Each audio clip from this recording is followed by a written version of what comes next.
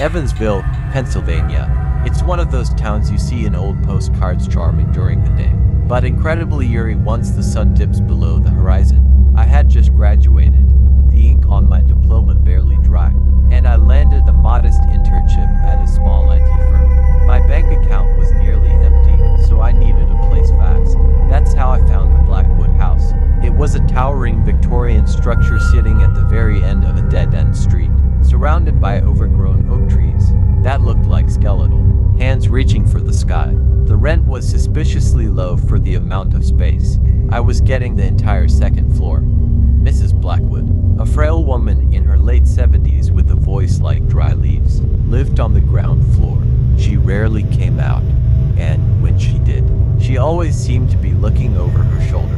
The first few nights were quiet, too quiet.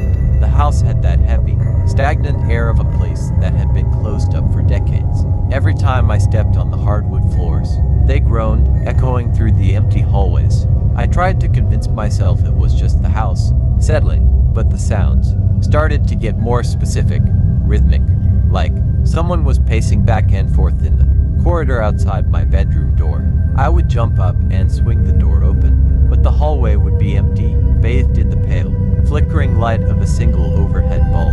By the second week, the atmosphere shifted. I started noticing small things out of place. A chair moved an inch to the left. A window I knew I'd closed was cracked open. One evening, I came home to find a strange smell in my room, a metallic, copper-like scent mixed with old dampness. That night, sleep wouldn't come. I lay there, staring at the ceiling, until I heard it. A faint, repetitive scratching. It wasn't coming from the walls or the ceiling. It was coming from directly beneath my bed.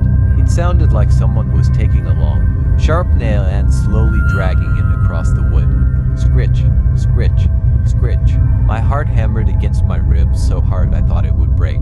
I was paralyzed for what felt like hours. Finally, gathering every ounce of courage, I grabbed my phone, clicked on the flashlight, and slowly leaned over the edge of the mattress. The beam cut through the darkness. The old Persian rug I'd placed under the bed had been shoved aside, exposing the raw floorboards. And there, carved deeply into the wood in jagged, frantic letters, were the words, "I can see you." I didn't sleep another second. As soon as the first hint of gray light hit the windows, I bolted out of my room. I needed to talk to Mrs. Blackwood. I needed an explanation. I pounded on her door, but there was no answer. I pushed it, and to my surprise, it creaked open. Her living room was a disaster zone. It looked like a hurricane had swept through it. Bookshelves were overturned. Fine china lay shattered on the floor, and the curtains were torn. There was no sign of Mrs. Blackwood. Then, on her small writing desk, I saw a leather-bound diary, its pages fluttering in the draft. I picked it up. The handwriting started out neat, but the last few pages were a chaotic mess of ink stains and trembling lines. One entry, dated just 2 days ago, sent a chill down my spine. He's found his way back from the basement. The locks aren't enough anymore. He wants the upper room. He wants the boy. Elias is hungry for the light. The name Elias was scrawled hundreds of times, overlapping until it became a solid block of black ink. My hands were shaking so much I almost dropped the book. Who was Elias? Was he a former tenant, or something much worse? A sudden, heavy thud came from the kitchen. I froze, clutching the diary to my chest. I crept toward the kitchen, my footsteps silent on the rug. The back door was still locked, but the door leading to the basement was standing wide open. A thick, oppressive cold was rolling up from the stairs, smelling of wet earth and rot. I followed the smell. Every step down into that basement felt like a descent into a grave. My flashlight beam was weak, struggling against the absolute darkness. When I reached the bottom, I saw her.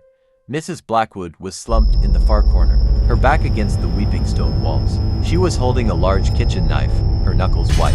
"Mrs. Blackwood," I whispered, my voice cracking. She didn't look at me.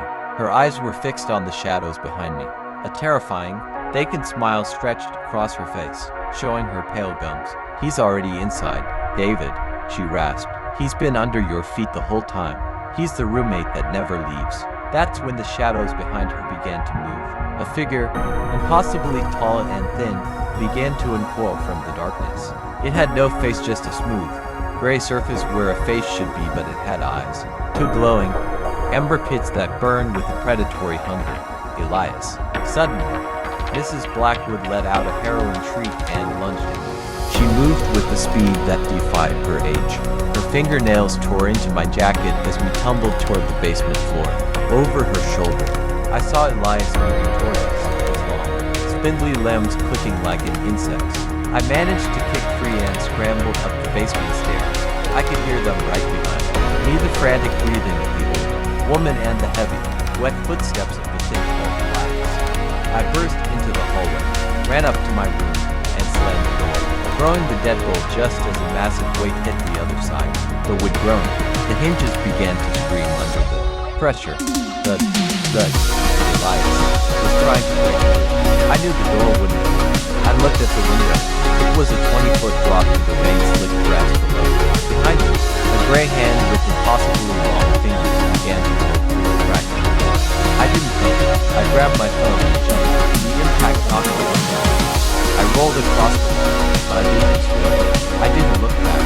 I ran until my lungs hurt and my bare feet tread on the gravel. I flagged down passing police cars, babbling about the monster. The police search lasted for 3 days. They found the house infected by electric Mexican, but Mrs. Blackwood was gone. There was no sign of Elias. No body, no struggle, nothing. They found a set of heavy iron chains bolted to a pillar in the basement, but the shackles were empty. One of the officers called me into the station a week later. He looked disturbed. He showed me a photo they'd taken of my bedroom floor. They had moved the bed to check for evidence. There, right beneath the pencil-carved warning I'd seen, were new words. These weren't carved with a pencil. They were painted in a thick, dark crimson that the lab confirmed was human blood. It read, "Thanks for the work. We'll be waiting for your return." I moved 3 states away the next day. I live in a modern apartment now, no wood, no basements, no history, but every night, before I turn out the lights, I take my flashlight and I check the space under my bed. Because some nights, when the wind is just right, I can still hear the sound of fingernails scratching against the floor, waiting for me to fall asleep.